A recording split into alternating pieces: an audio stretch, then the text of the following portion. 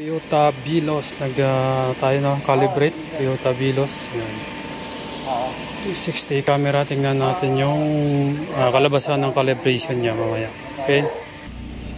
So, ito po yung camera niya sa likod. Toyota Vios. Yan. Tingnan natin sa gilid. Ito sa may light niya, dito na nalagay, no? Tingnan natin sa sarap. Sa gilid, yan. Ayan natin nilagay. Disable natin yung lights. Tingnan natin sa loob. Okay.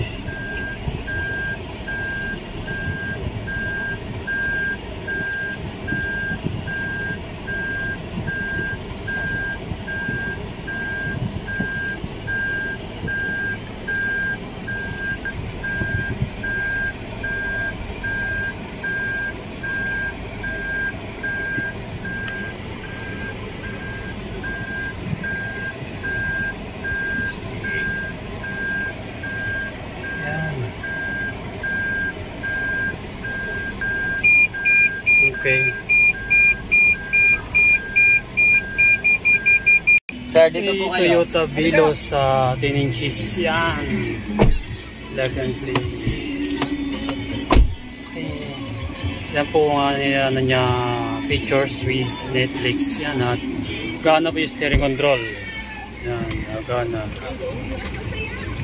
Yan. Okay.